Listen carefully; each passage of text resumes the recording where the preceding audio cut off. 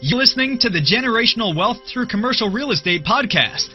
Your host, Will Smith, is a former NFL player that found his passion in commercial real estate. Every week, you will learn from industry experts everything you need to know to get started investing in commercial real estate to build generational wealth.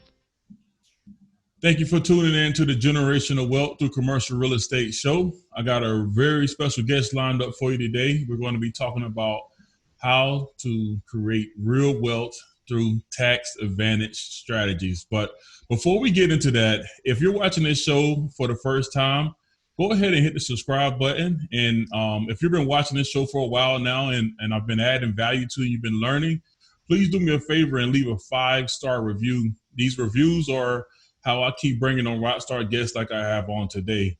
All right, that's the housekeeping. We got it out the way. So let's go ahead and introduce today's guest. Today's guest is Dorian.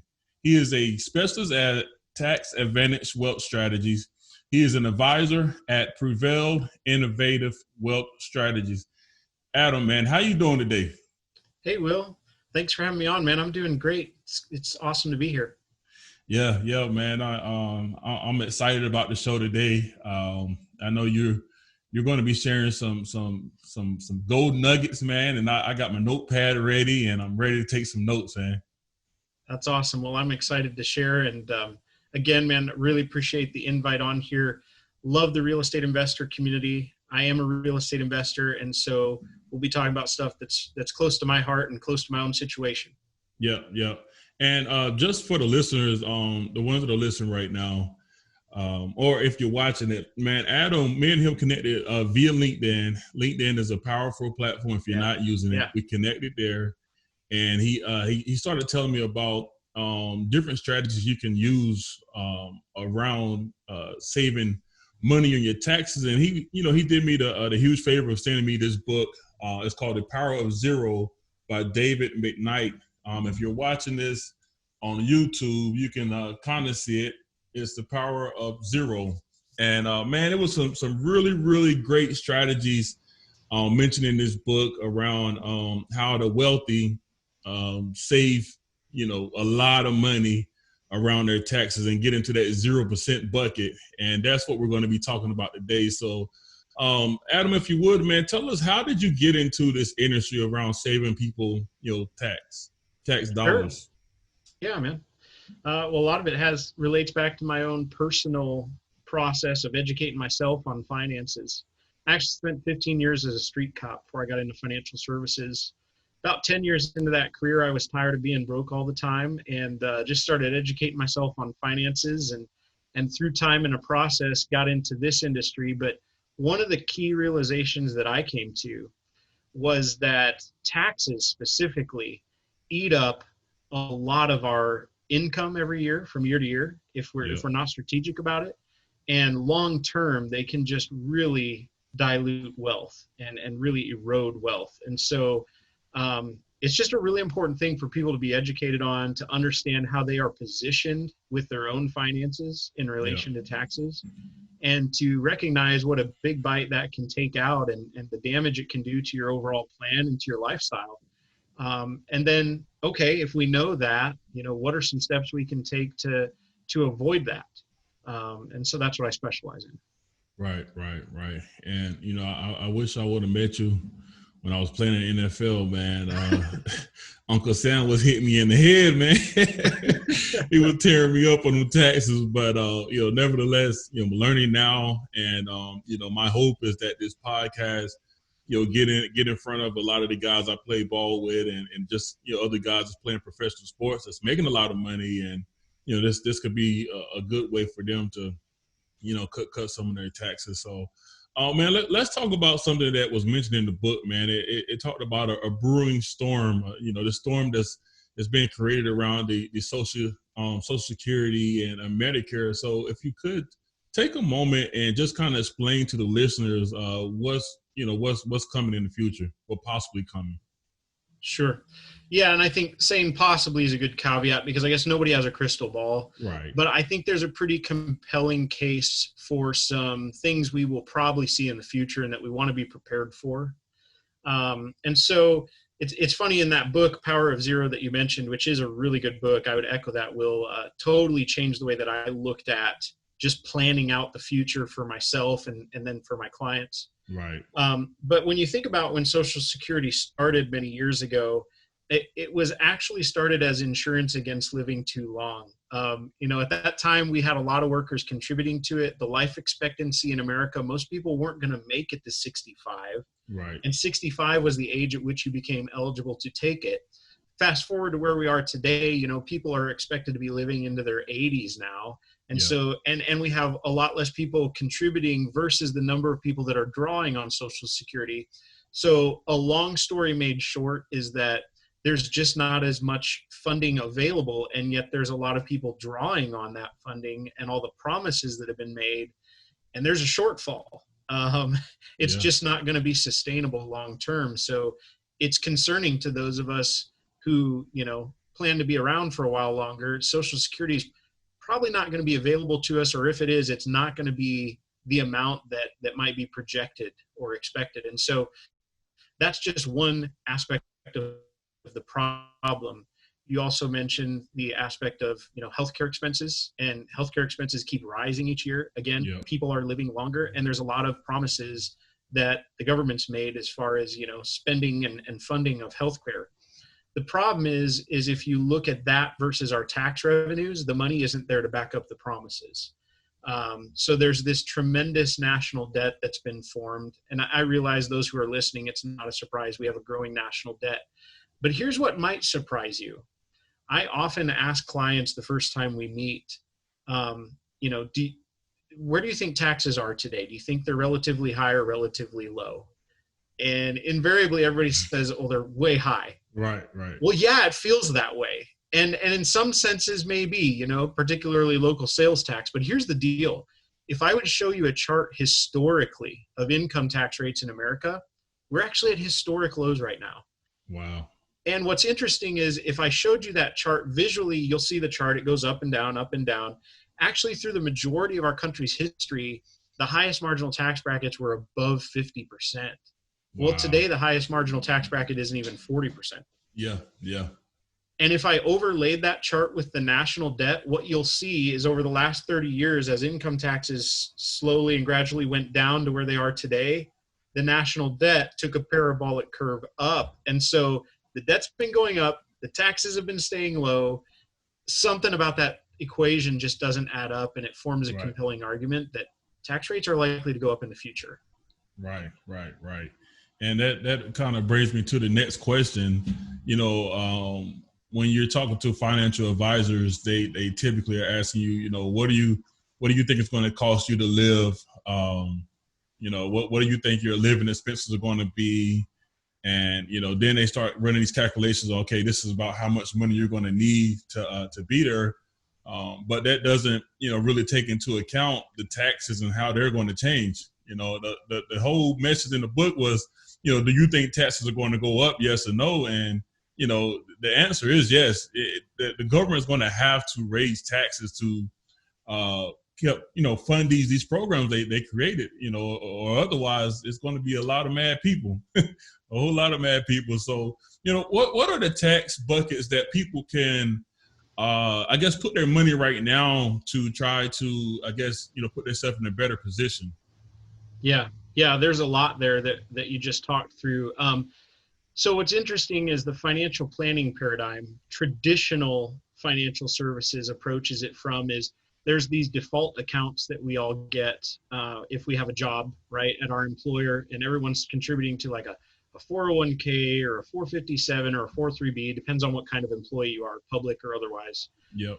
But by default, those accounts are all tax deferred.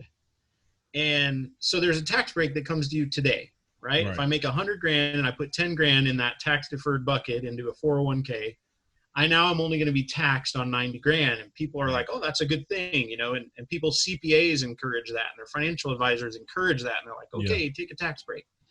Problem is when you think about the problem that we just mentioned, that tax rates are likely to go up in the future. Yeah. And then we take a tax break today, and we've now deferred the taxes on that money, and we've deferred the tax calculation, by the way. Right. At some point, there's a reckoning there. Like, we're going to have to pay that some way, somehow, someday. Right. And so that's what happens when we put money in the tax deferred bucket. So getting back to your question about the different types of buckets in relation to taxes, or the categories in relation to taxes, they're tax deferred. We just covered. Yep. There's also taxable.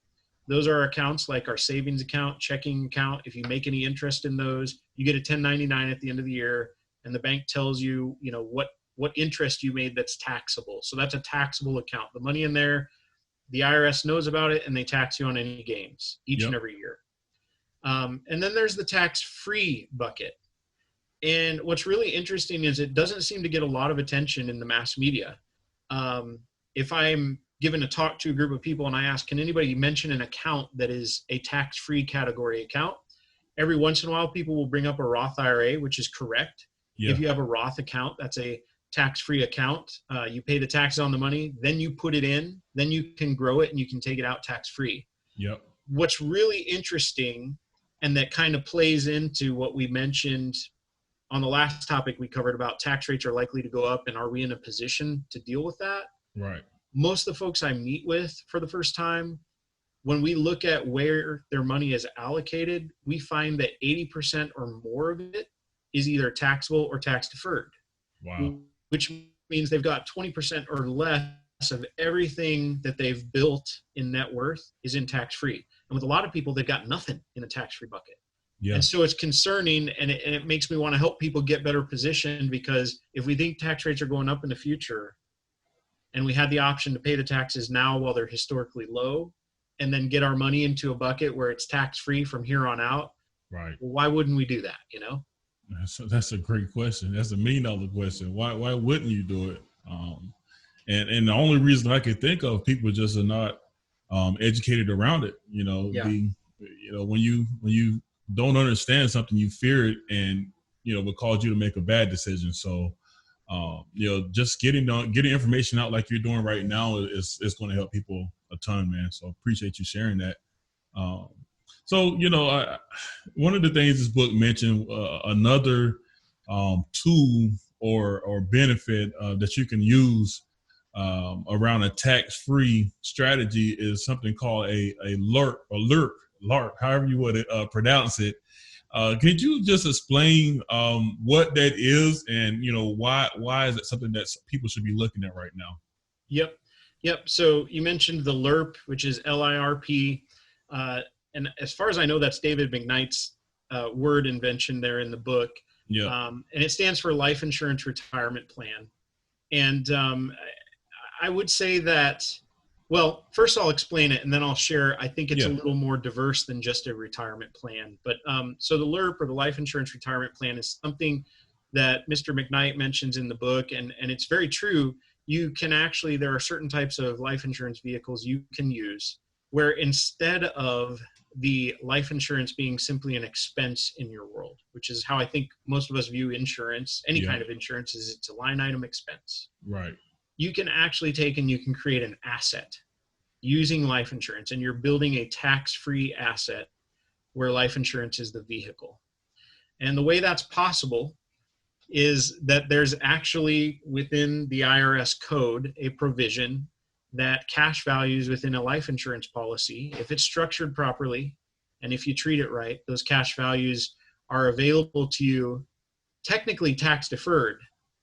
But if we deploy the money the right way out of the policy, it ends up being tax free, because we never realize a distribution. Very, very interesting. And there's a lot of details in that. But the bottom line is this: you've got Roths as an option for tax free. Yep. You also have permanent cash value life insurance as an option for tax-free. Now, where that may cause some skepticism, or people get concerned because they may have heard of these types of strategies before, the design and the structure of it is the critical piece on how you do this strategy properly. And let me just give you a real quick illustration. Yeah. If you would walk into just any given shop that offers life insurance as a product, more than likely, if you talk to them about life insurance, the conversation is going to focus on death benefit and your need for a given death benefit. And that'll be the focus of the conversation. And then based on that, They will try to find you, I guess, the best pricing for that given death benefit. Right. But unfortunately, when you take that route, you end up purchasing exactly that. You purchase a death benefit, and that was the goal of the whole thing. Yeah. So the work that I do at Prevail and what we specialize in structuring is a policy that we're not so concerned. The death benefit's there. It'll be along for the ride, but we're not so concerned about that. Our discussion focuses on building an asset and getting whatever assets you've accumulated into a tax-free category. And so we're interested in purchasing the least amount of life insurance, but then funding it with the most dollars that we can get into a tax-free category. So we're basically taking advantage of the IRS rules there that give us the tax advantages. Yep. We're buying as little death benefit as we can get away with. Right. So it turns the whole model on its head. Right. And just structuring it is just totally different. Yeah.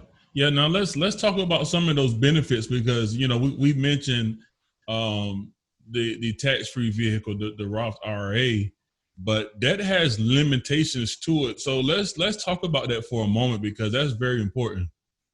Yeah, I think that is a really important distinction.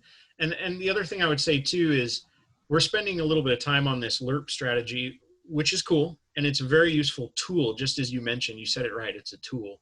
Yeah. It's not an end all be all. And I think it is a piece of an overall coordinated strategy. And you need to coordinate it with the other assets you're building. Yeah. So I just think that's important to say, to kind of give it a context. But we'll talk about Roths for a minute and then the distinctions. Yep. So we obviously know the advantage and the benefit to Roth, if you can do one, is that you can create a tax-free asset with that money. And then in retirement, you've got a tax-free stream of income, which is fantastic. Yeah. And I'm sure many of your listeners probably take advantage of self-directed Roths where they can invest in real estate within that account. I have one of those as well. Use it, love it. And I think if you can do it, you should do it. Yeah. However, some of the limitations, well, there's a big liquidity consideration in that once you put money in that account, until you're 59 and a half, you don't get to take it back out. And obviously there's a couple special circumstances, but I mean, it's a very narrow list of circumstances. You got to meet some very special conditions. Otherwise, you put the money in, you don't touch it again until you're at least 59 and a half. So you don't have a lot of liquidity. Right. The other piece is you're very limited in what you can put in with a Roth. You're capped out each year. You can't even put $10,000 a year into one of these. And the other thing is you might make too much money. If you're a married couple in America, I think for 2020, the rule is $203,000 combined income. Well, a lot of married couples, it's not hard to get past that threshold. And then you can't even do a Roth. You're not even eligible. Right. So where the LIRP comes in is a couple of different scenarios. Number one, if liquidity is important to you and being able to access your money for opportunities that come up sometime today or before age 59 and a half, a LIRP might be worth looking at. Or if you make too much money to do a Roth, or if you've already maxed out your Roth for the year, or, you know, maybe it just belongs as a piece of the equation because you're married, you got kids, you need life insurance. And if you're going to be buying life insurance, you might as well find a way to structure it as a tax-free asset. I mean, there's a number of reasons why you might consider this as an option, and definitely a few distinctions versus the Roth. I mean, it basically comes with the benefits of a Roth, but without the same limitations. So I think that's an important distinction. Gotcha. And you could throw as much money at this as you want to? So there's not a restriction to how large your policy can be with this caveat. Because it is a life insurance product, a life insurance company is they're going to set a limit based on how much insurance a person could reasonably buy. I think it's worth noting, because you mentioned at the beginning of the episode, some wealthy families have used this. Walt Disney did this strategy. Ray Kroc did this strategy. The gal who founded Pampered Chef, Doris Christopher. These are all examples you can Google online. Yeah. And then Joe Biden is very interesting. I saw his 2011 personal financial disclosure. He's got 6 whole life insurance policies, and I'm certain he deploys those as LIRPs. Oh yeah. So. Cool. So is there like a certain age cutoff? Like, you know, is there a point where you're too old to use the strategy? That's a really good question. And the answer is there can come a point where somebody's age and or their timeline of remaining life makes uh, the promise of this aspect seem a little bit, well, let me put it this way. If you're looking to get out more cash than you put in, you do need to have a timeline available to you. Yeah. So if you don't plan to live for the next 10 years, if you're in your 80s, it's probably not a feasible strategy. Right. That being said, there are some legacy aspects to this strategy when we do get into conversations around death benefits and whatnot.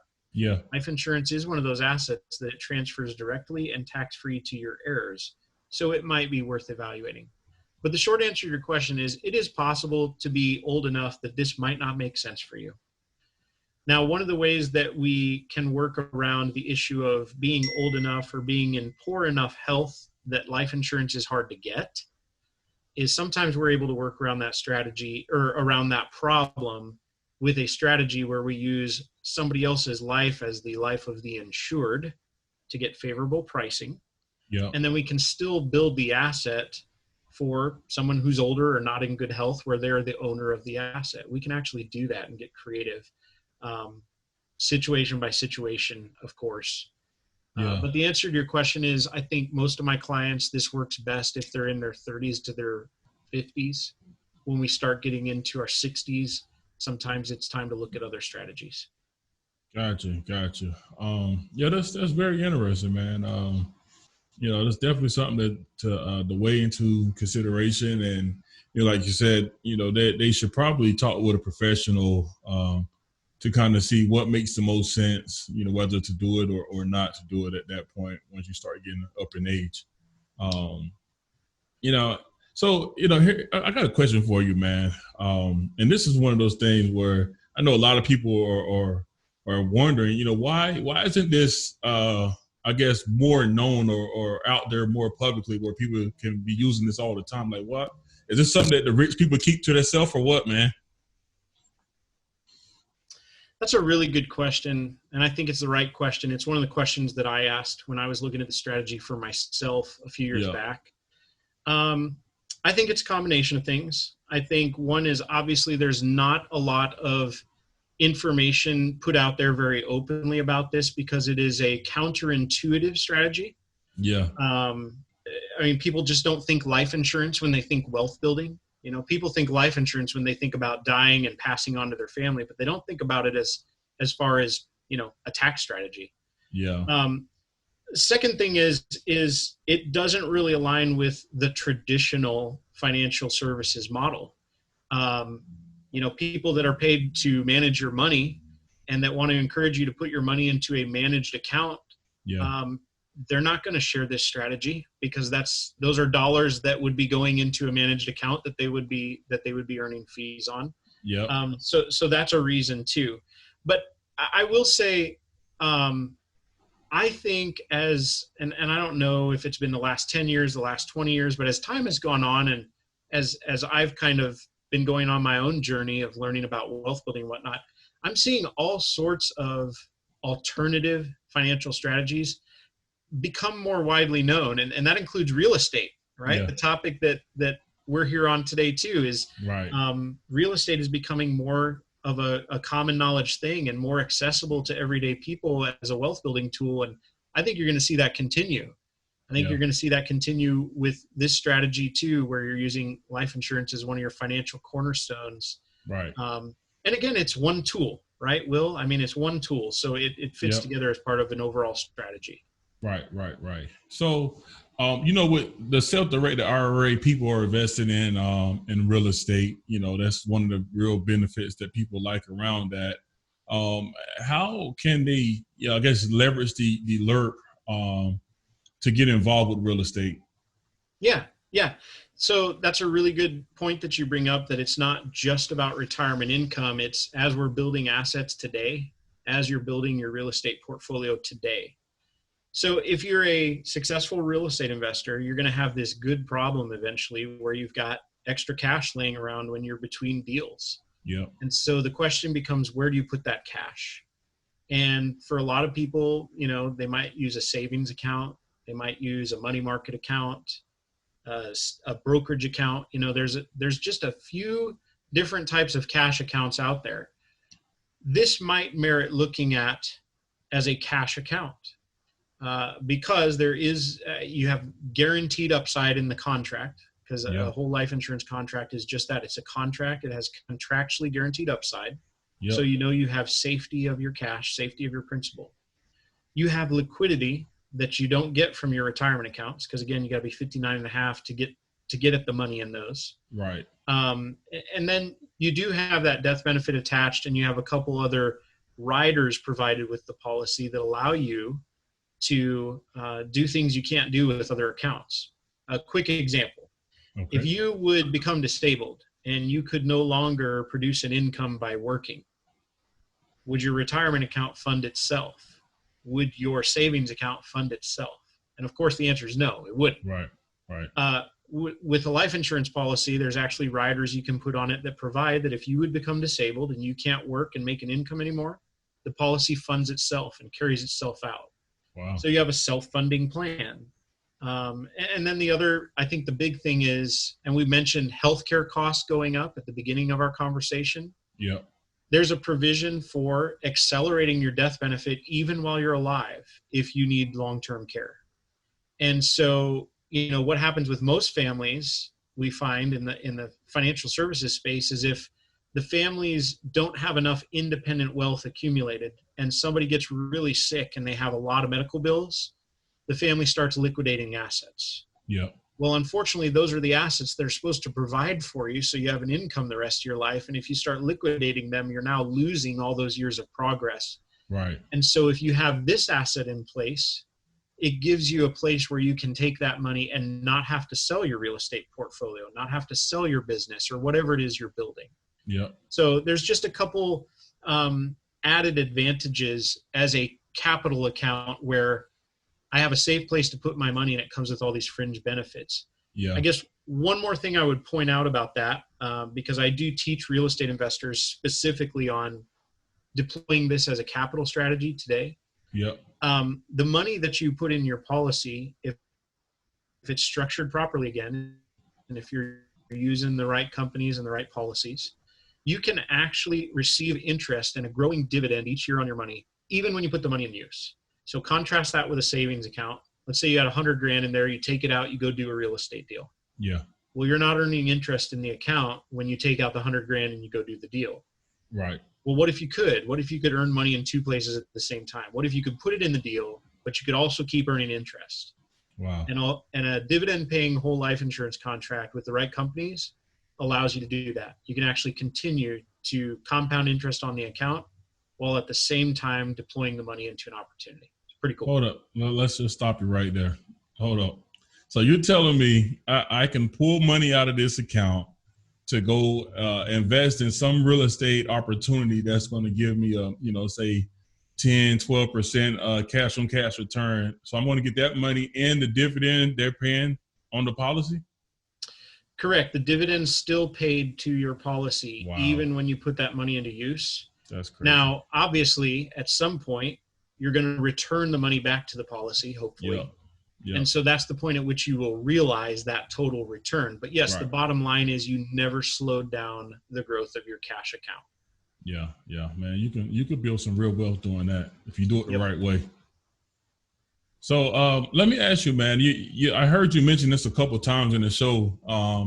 You say, hey, this is a great strategy, but it has to be structured the right way, and you have to be partnered with the right company. So where will someone go if they want to get one of these policies? Because like you say, you can't just go to anybody. Like where would they search to find a company that can help them go in the right direction?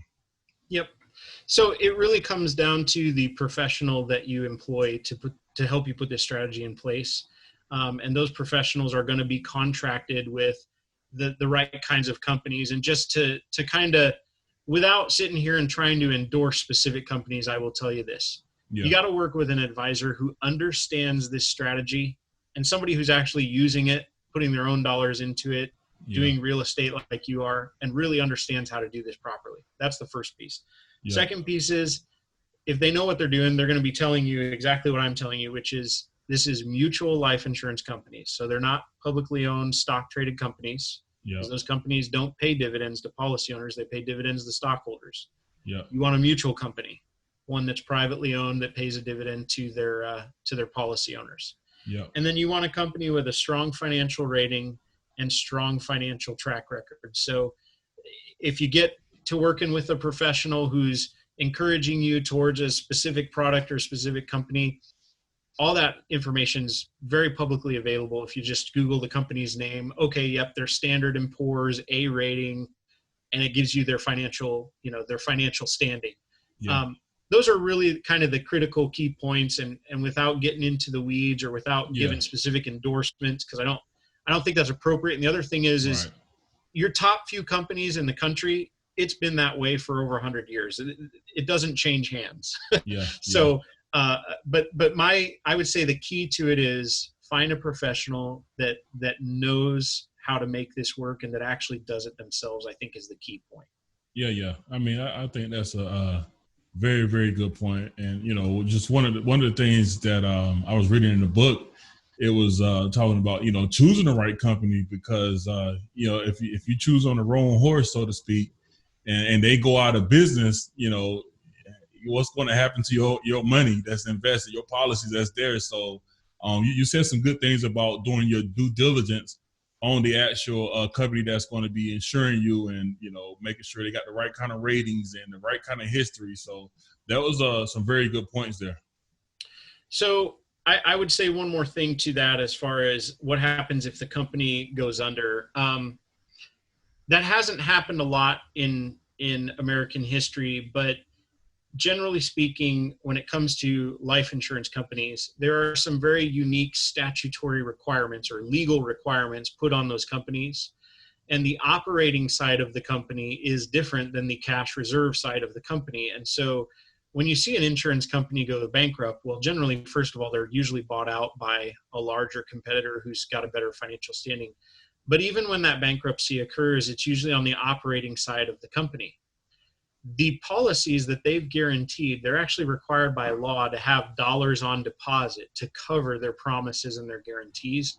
Yeah. So it is one of the safest assets that you could purchase. Would be a contractually guaranteed life insurance policy. Yeah. One of the safest assets you can buy. I don't know how else to explain it other than that. So no, that was good. Again, if you're doing your research and you're Googling the company that your advisor has you working with, you're going to know, have they been in business 100 plus years? Do they have an A rating or better? And those kind of things are pretty telling. Right. 100%, man. All right. So, we're coming here on the end of the show. Is there anything that we haven't mentioned that they should, possibly think about around these strategies? I would just say that just like anything else that you're probably learning about, this is one strategy. And when it's put together as an overall coordinated plan, it can be really powerful and effective. But the flip side of that is it is one strategy. It's certainly not an end all be all. It's not for everybody. And I think that's important to say too. I've spent a lot of time talking about all the positives and how useful this is and how powerful it can be. And that's certainly true. But the other thing is, everybody's in a different place in their journey. Yeah. Everybody's in a different place financially. And one of the big things that I focus on when I'm meeting with clients or prospective clients is this even feasible for your situation? And does it make sense? And does it actually put you in a better place than you would have been? And so I just think that that's important to keep in mind too. Love to get excited and talk about cool strategies. Yeah. But I also love to be realistic and say, let's make sure mathematically that this actually puts you in a better spot. Right. No, that's very smart, man. And it tells a lot about you to really, just tell the truth to people. Don't just be trying to sell it. It's a lot. I imagine there's a lot of people out there that will sell you anything to make a quick buck. Sure. So yeah, that speaks to your integrity for sure. All right, Adam. Well, hey, man, we appreciate you coming on the show today. Tell my listeners, how can they get in touch with you if they want to ask you a few more questions around this strategy? Yeah, absolutely. So the best way to connect with me truly is LinkedIn. I'm on there every day, and I use that almost like a virtual office, if you will. So and I'm easy to find on LinkedIn. If you just type in my name, Adam Doran, Doran, comes right up, and it makes it real clear I'm the guy that talks about taxes and real estate. So that's really the best way to reach me. And if you get on there, I respond directly. It's me. So good deal. Well, I appreciate you coming on the show today, man. Yep. Thanks, Will. Yep. Thank you for listening to the Generational Wealth Through Commercial Real Estate podcast, brought to you by Onyx Capital Investments. Onyx Capital Investments works with investors nationwide to invest in income-producing real estate in emerging markets. Connect online at www.onyxcapitalinvestments.com to learn more about what we're doing. If we have added value to your life, please leave us a review.